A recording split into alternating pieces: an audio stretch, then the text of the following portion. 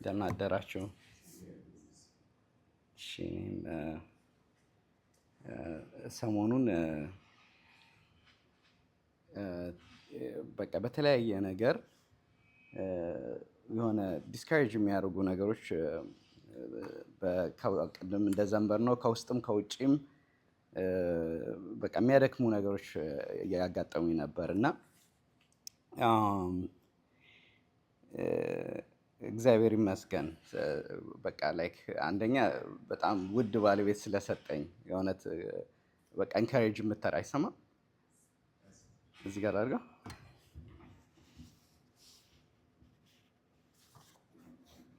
አሁንስ አይሰማም። ሀኒ አይሰማም። እሺ እና ኤኒዌይስ በቃ እንደዚህ አብሮ መደጋገፍ መቻል እንዴት ትልቅ ነገር ነው በእውነት። እና እግዚአብሔርን ስለ ሀኒዬም አመሰግናለሁ በጣም። እና ብቻ ላይክ ጠላት ደግሞ አጋጣሚውን ተጠቅሞ የማያመጣው ነገር የለም። በፊት የረሳኋቸውንም ነገሮች ምናምን እያነሳ በቃ ጀስት ዘረረኝ ነው እና ብቻ በቃ ትላንትናም እንደዚህ ቁጭ ብለን እያወራን ከሀኒዬ ጋር በጣም በዊዝደም ቃሎች ብቻ አበረታታችኝ፣ አጽናናችኝ እና እግዚአብሔርም ደግሞ በልቤ ያመጣው ቃል ነበረ። እሱም ለፊላደልፊያ ራዕይ ምዕራፍ 3 ላይ ያለው ቃል ነው እና በፊላደልፊያ ላለው ምዕራፍ 3 ቁጥር 7 ነው የማነበው። በፊላደልፊያ ላለው ቤተክርስቲያን መልአክ እንዲህ ብለህ ጻፍ። ቅዱስና እውነተኛ የሆነው የዳዊት መክፈቻ በእጁ የያዘው እንዲህ ይላል፣ እርሱ የከፈተውን ማንም ሊዘጋ አይችልም፣ የዘጋውንም ማንም ሊከፍት አይችልም። ስራህን አውቃለሁ፣ እነሆ ማንም ሊዘጋው የማይችል የተከፈተ በር በፊትህ አድርጌአለሁ። ኃይልህ ትንሽ እንደሆነ አውቃለሁ። እቺ ፓርት ናት በልቤ በጣም የቀረችው። ኃይልህ ትንሽ እንደሆነ አውቃለሁ። እንግዲህ ጌታ ነው የሚናገረው፣ ለፊላደልፊያ ቤተክርስቲያን ነው እና ኃይልህ ትንሽ እንደሆነ አውቃለሁ፣ ሆኖም ቃሌን ጠብቀሃል፣ ስሜንም አልካድህም። እነሆ አይሁድ ሳይሆኑ አይሁድ ነን የሚሉት የሚዋሹት የሰይጣን ማህበር የሆኑት ወደ አንተ እንዲመጡ በእግርህም ስር እንዲሰግዱ እኔ ደግሞ እንደወደድሁም እንዲያውቁ አደርጋለሁ። በትዕግስት ብትጸና የሰጠሁትን ትእዛዜን በትዕግስት ብትጸናና የሰጠሁህን ትእዛዜን ስለጠበቅ እኔ ደግሞ በምድር ላይ የሚኖሩትን ሊፈትናቸው በዓለም ሁሉ ላይ ከሚመጣው ፈተና ሰዓት እጠብቅሃለሁ። ቶሎ እመጣለሁ። ማንም አክሊልን እንዳይወስድብህ ያንን አጥብቀህ ያዝ። ድል የሚነሳውን በአምላኬ ቤተ መቅደስ ውስጥ አምድ አደርገዋለሁ፣ ከዚያም ከቶ አይወጣም።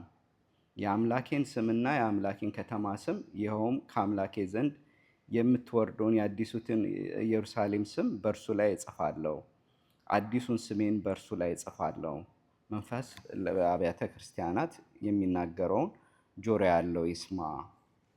እና አሁንም እየዘመርን የነበረው መዝሙር ብርሃን እረኛችን፣ ኢየሱስ ተስፋችን፣ ጸንተን እስከምንደርስ በሰማይ ቤታችን ይላልና እዚህ ራዕይ ላይ የምናውቀው እያንዳንዱ ለቤተ ክርስቲያን ድል ለሚነሳው እያለ የሚሰጠው ተስፋ አለ እና እሱን አስታውሼ ነው ከዛ በኋላ ስለ ኃይሉ ትንሽ እንደነበረ የፊላደልፊያ ቤተክርስቲያን ደካሞች ናቸው በጣም እና ፊላደልፊያ ቤተክርስቲያን ምንም ወቀሳ የሌለበት ነበረ እና ግን ጸንተው እንዲኖሩ ሲያበረታታቸው ነው እዚህ ጋር የምናየው። ኃይላቸው ትንሽ ነው ግን ደግሞ ቃሉን ጠብቀዋል። እና ሌላ የምናየው ምንድነው? አይሁድ ሳይሆኑ አይሁድ ከሆኑ ሰዎች የሚዋሹ የሰይጣን ማህበር ይላቸዋልና እነሱ ደግሞ እንግዲህ ስደት እየደረሰባቸው ዲስከሬጅ እያደረጓቸው ነው እና እነሱን ራሱ አምጥቼ እንደወደድኩ ፕሩቭ ለማድረግ አሳያለሁኝ ይላል ጌታ። እና ግን አሁን ማስጠንቀቂያ ይሰጣቸዋል። ቶሎ እመጣለሁ፣ ማንም አክሊል እንዳይወስድብህ ያንን አጥብቀህ ያዝ፣ ድል የሚነሳውን በአምላኬ ቤት በቤተ መቅደስ አምድ አደርገዋለሁ እና ከዚያም ከቶ አይወጣም ይላል እና የሚሰጣቸው ተስፋ አለ። ድል የሚነሳ በቃ ድል የሚነሳ እና ምንድን ነው አለ ድካም ከውጭም ከውስጥም ቅድም እንደዘመርነው ብዙ የሚጋፋን ነገሮች አሉ። ከውጭ እነዚህ አሁን አይሁድ ሳይሆኑ አይሁድ ነን የሚሉ የሚያሳድዱ አሉ። እና በተለያየ መከራ ውስጥ ግን አሁንም ምንድን ነው የሚያስፈልገን? መጽናት ነው። በቃ በትዕግስት ስለ ጸና የሚለው ሀሳብ አለ እዚህ ቁጥር 10 ላይ በትዕግስት እንድትጸና የሰጠውን ትእዛዜን ስለጠበቅ ይላል እና በትዕግስት መጽናት እኛ በራሳችን የምንችለው ነገር አይደለም። አሁን የኛ እዚህ ጋር ጌታ አክናሌጅ ያደርጋል። ድካማችሁ ትንሽ እንደሆነ አውቃለሁ ይላል። ግን እሱ ራሱ እያበረታን እስከ መጨረሻ እንድንጸና የሚያስችለን እሱ ነው። ኢየሱስ ተስፋችን፣ ኢየሱስ እረኛችን እና አይናችን እሱ ላይ አድርገን እስከ መጨረሻው ብንዘልቅ የትኛውም አይነት ፈተና ከውስጥም ሆነ ከውጭ መጽናት እንድንችል የሚያበረታን አለ እና ደግሞ ስለ ቅዱሳን ኅብረት እግዚአብሔር ይመስገን። እርስ በርስ መበረታታት ስለመቻላችን ስለ እግዚአብሔር ቃሉ ይመስገን፣ ስለ መንፈሱ ይመስገን። ጌታ ደግሞ ስላለልን ከእግዚአብሔር ከኛ ጋር ከሆነ ማን ሊቃወመን ይችላል? እሱ የሚረዳን ሁሌ ከኛ ጋር አብሮ የሆነ የሚያበረታን አለ እና እኔ ዲስከሬጅ ሆንኩበት ነገር አንደኛው በቃ ለሰዎች እየጣርኩኝ ግን ያለው ምላሽ የሆነ እንደምጠብቀው አልሆነም እና ሌላ ያስታወሰኝ ቃል ምንድን ነው? ጌታ ይህንን ጀኔሬሽን ሉቃስም ላይ ማቴዎስም ላይ ያለ ሀሳብ ነው። ይህንን ትውልድ በምን መስለዋለሁ ብሎ ዘፈንላችሁ፣ የሰርግ ዘፈን ዘፈንላችሁ ግን አልጨፈራችሁም፣ ሙሾ ወጣንላችሁ አላለቀሳችሁም። ምንድነው? ያው እንግዲህ ያው የዘፈን ሲዘፈን ተነስቶ እንዲጨፍሩ ነው የሚጠበቀው።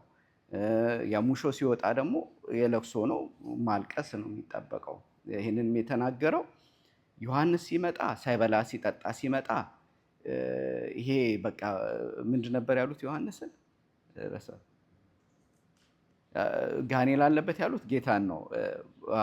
የቀራጮች ጓደኛ እሱ ደግሞ ክርስቶስ ደግሞ ሲመጣ እየበላ እየጠጣ መጣ እና ሰዎችን እንዲህ ስትሏቸው በሌላ በኩል ነው የሆነ ነገር በቃ ሰውን ኤክስፔክት እንደምታደርጉት ሪያክት ያደርጋል ብሎ መጠበቅ ከንቱ ነው። ጌታም የተናገረው ነገር ነው እና በቃ ከሰው ላይ አይናችንም እንዴት ማንሳት እንዳለብን እና መጨረሻ ላይ የሚናገራት ቃል ጥበብ ግን በልጆቿ ተረጋገጠች የሚል ነገር ሀሳብ አለው።